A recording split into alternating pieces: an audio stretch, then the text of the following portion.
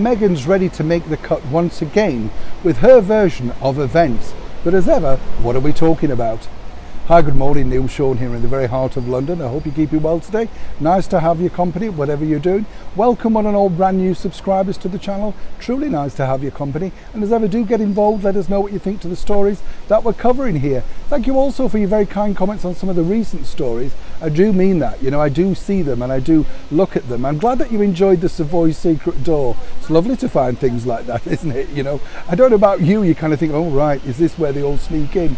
Also, I've noticed this when you cover things, like big events. I told you, I think earlier this year, when Adele decided to abandon her fans outside the London Palladium because she went in the back door, which a lot of people don't know about, but of course it keeps her away from all of those money fans that have made her so rich and incredibly successful today. You get the picture.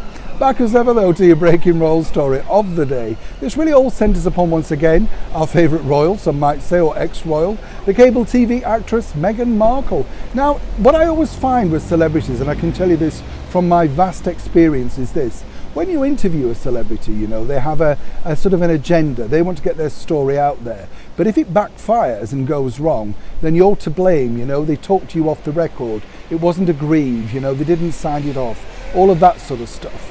Very difficult, because you're sitting down, they tell you an absolute bombshell of a secret, you put it out there and they claim, oh no, that wasn't meant for publication, or that wasn't meant to go on air. Why say it then? Of course, once again, they're lying. Could this be the case, of course, though, for Meghan, who sat down with that little-known magazine, The Cut, with a journalist called Alison P. Davis. Alison gave a wonderful account, really, of what was happening in Meghan's life at that time. Guess what? Meghan was unhappy about it, decided to hit back, saying that she was caught out, and it was never agreed that she would discuss the monarchy or indeed her home life. Confusing again, because she was happy to take the journalist to pick up Archie from school. That was detailed in the piece. So if you're unhappy, why let the journalist in so far? As ever though with Meghan, there's her version of reality, and then seemingly there's the journalist's version of reality. What's happened now is The Cut have hit back themselves and said that apparently, and as ever we have to say allegedly, she was more than happy with the interview. In fact, they have it on record that she was very thrilled with how the interview had gone.